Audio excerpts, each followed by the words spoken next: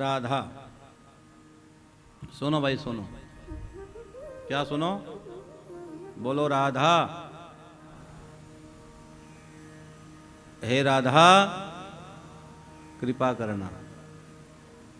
हाँ, कृष्ण दर्शन लालसा, ठाकुर की दर्शन करवा दो। और जन्म जन्म का है ये मैल मिटा दो। हाँ, तो अब ध्यान से सुनो आगे की बात। अब आज बहुत गहरी बात बता रहा हूं।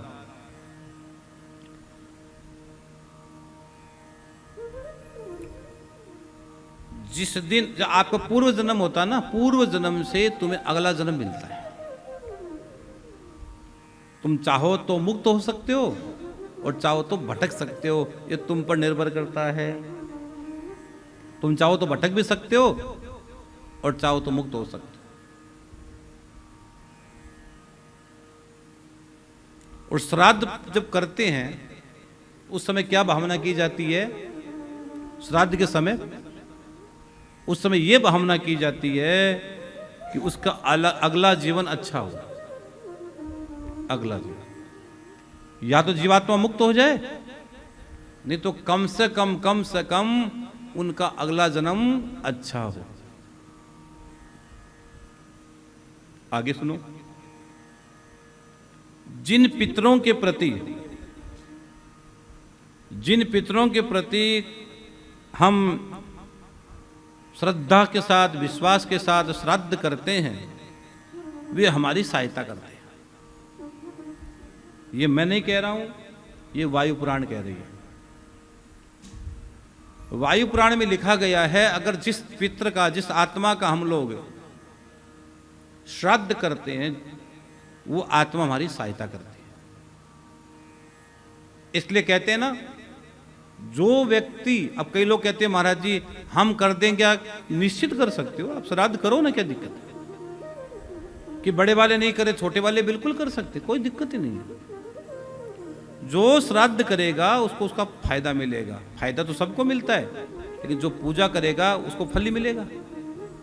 इसलिए श्राद्ध का अधिकार प्राणी मात्र को है, श्राद्ध करना चाहिए।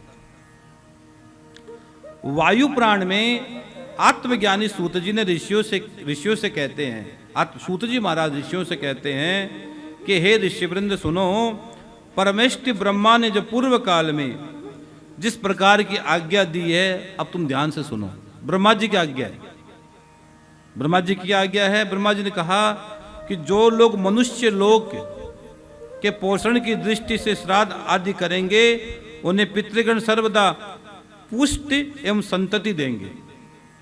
पुष्टि एवं संतति देंगे। ब्रह्मा जी कहते हैं, किसे?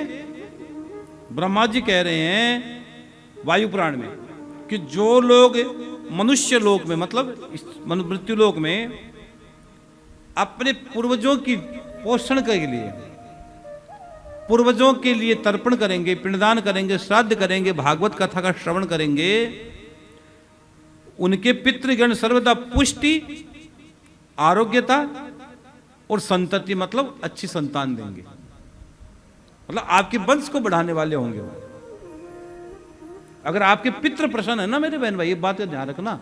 आपकी वंश, चाहे कुंडली में तुम्हारे कितने भी दोष पड़े हो, बहुत गहरी बात बता रहा हूं, तुम्हारे कुंडली में कितने भी दोष पड़े हो, अगर तुम्हारे कुल देवता, कुल देवी, पितृ देवता प्रसन्न है, तो तुम्हारी वंश वृद्धि होकर रहेगी।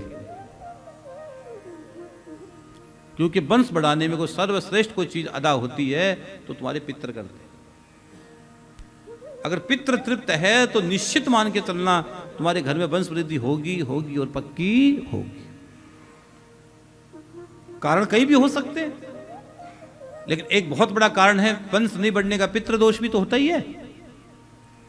तो पितरों की सबसे बड़ी कृपा है कि वो संतति देते हैं, उनको आपका वंश बढ़ाते हैं, वंश वेल को बढ़ाते हैं पितृ देवता। तो यह शास्त्र सम्मत वायु पुराण में लिखा गया है, आपके पितृ आपको पुष्टि देंगे और आपके पितृ देवता है आपको संतति देंगे, यानी अच्छे संतान देंगे, अच्छा बेटा देंगे, अच्छा पोता देंगे, ऐसा पोता देंगे, ऐसा बेटा देंगे तो इस लोक और परलोक में तुम्हारी मुक्ति करवा सकता है, ऐसा बेटा देंगे। जो जीते जी भी तुम्हारी मुक्ति करवा सकता है और मरने के बाद भी तुम्हारी मुक्ति करवा सकता है, ऐसा बेटा पोता देंगे अगर पितृ तुम्हारे प्रसन्न हो गए तो। इसलिए तो हम कहते हैं, अब हमारी बात तो तुम मानो न मानो, वायु पुराण की तो मानोगे, ब्रह्मा जी की तो मानोगे। ये ब्रह्मा जी ने कहा है, मनुष्य ने नहीं कहा है। ब्रह्मा जी के शब्द है कि जो आदमी पितरों को संतुष्ट कर लेता है उसके घर में अच्छी संतान की प्राप्ति होती है, उनके घर में अच्छा बेटा होता है, अच्छा पोता होता है, और वो तुम्हारे इहलोक और परलोक दोनों को तुम्हें तार देगा, तुम्हारा भी तारण कर देगा वो। इसलिए पितरों को संतुष्ट करना बहुत जरूरी है। और पितरों की संतुष्टि आपको पता है तर्पण से होती है, जल से होती है, भोजन से होती है, भोग से होती है, सेवा से होती है, और भागवत महापुराण से होती है। ये मैं नहीं कह रहा हूं, शास्त्र कह रहा है। ये शास्त्र कह रहे कि भागवत की पोथी पितरों को बहुत काम करने वाली चीज होती है।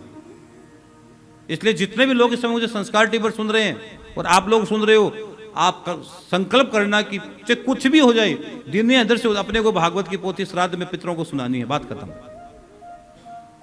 अपने को पितरों को श्राद्ध पक्ष में गया में भागवत सुनानी है। इस बार नहीं, हर साल सुनानी है, जब तक जिंदा रहेंगे तब तक सुनानी है। और मरने के बाद अपने बेटे को जब चेक पर साइन करके जाओ ना मरते समय कि बेटा मेरी प्रॉपर्टी तेरे नाम, उस समय कह देना बेटा साल में की पोथी गया में करवा देना। आप अपना बेटा धन दे के जाओ, पैसा दे के जाओ, गाड़ी मकान दे के जाओ, लेकिन जाने से पहले जब प्रॉपर्टी दो उस समय कह देना बेटा जीते जी तो मैं भागवत हर साल गया में कराऊंगी और मरने के बाद मेरे पे तू भागवत कराएगा। ये तो कह सकते हो। अरे तुम्हारी प्रॉपर्टी का जो प्रॉपर्टी का क्या बोलते हो इसको, ब्याज, वो भी पोथी से ज्यादा मिलेगा तुमको। आप उसको ले नहीं हो, दे रहे हो आप तुमको। वो बेटा तुम्हारा अगर तुम्हारे पीछे भागवत करवाएगा, तुम्हारा पोता तुम्हारे पीछे भागवत गया में पोथी बिठाएगा, तो आपका भी तो कल्याण होगा और कल्याण उसका भी होगा। तुम उसको अच्छे मार्ग पर जाके डालकर जा रहे हो, अच्छे मार्ग पर उसको धकेल रहे हो। अगर अच्छे मार्ग पर उसको डाल दोगे, मान लो एक बात बोलूं, पहला कदम सही उड़ जाता है ना तो दूसरा कदम उसके पीछे उड़ जाता है, और पहला ही कदम गलत उड़ जाता है तो दूसरा कदम गलत उठेगा ही। तो अगर तुमने भागवत करवाई है, तुमने बेटों से कह दोगे, तो बेटा अपने बेटे से कहेगा बेटा मेरे लिए तुम करवाना। तो तुम्हारे घर के लिए, तुम्हारे परिवार के लिए हर साल गया में भागवत होती रहेगी। और आपको पता है आपका बेटा मनुष्य तो हर साल गया जाएगा, साल के 16 दिनों में जाऊंगा ही जाऊंगा। इसलिए आपको फर्ज बनता है, भले ही आपके पास कुछ कितना भी कम पैसा हो, कितना भी ज्यादा हो, भले आप झोंपड़े में भी रहते हो, लेकिन आपका संस्कार झोंपड़ी से भी प्रकट होता है, ध्यान रखना। संस्कार महलों से प्रकट हो मुझे नहीं पता है, लेकिन झोंपड़े में संस्कार पलते हैं, संस्कार प्रकट होते हैं।